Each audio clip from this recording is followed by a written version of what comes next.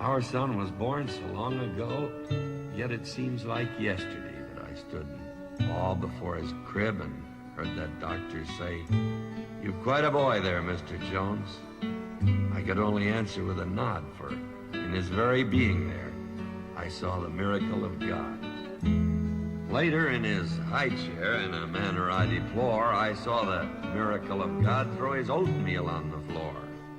Well, I fixed him something different, for I felt he must be fed, but when I turned around again, that bowl was on his head.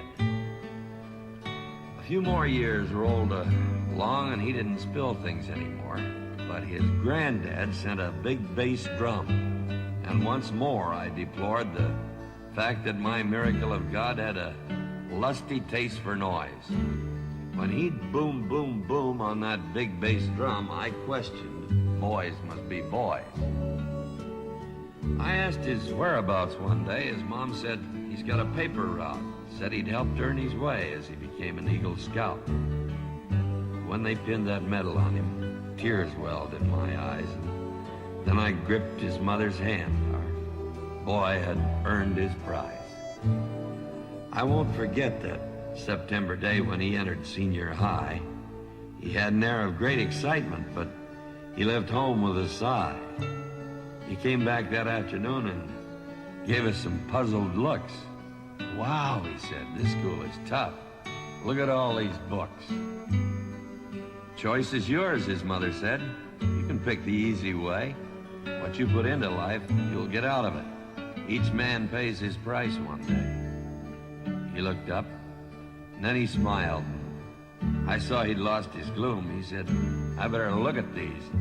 He headed for his room. My son came home late one day. He seemed all worn out. I asked a little sharply what this was all about.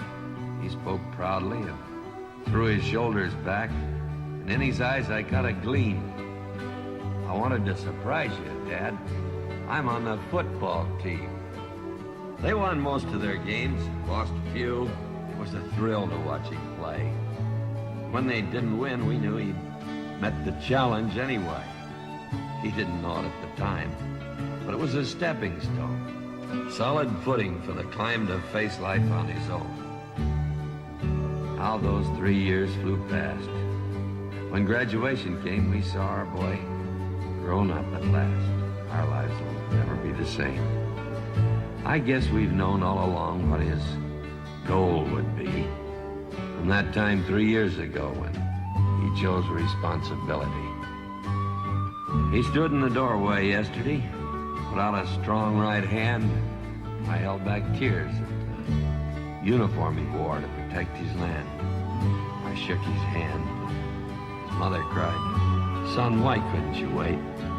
Embracing her, he softly said, "Mom, we all did. It'd be too late." I promise I'll go back to school when I've met my obligation to you, my friends, my girl, my school, and most of all, this nation. I'll do all I can out there, for I know you'll both be trying to make everyone you know aware we gotta keep Old Glory flying.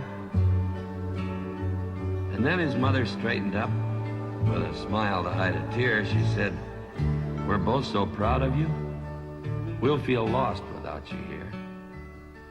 Someday you'll know what this moment means when your boy shakes your hand, and you watch him as he walks away the day he becomes a man."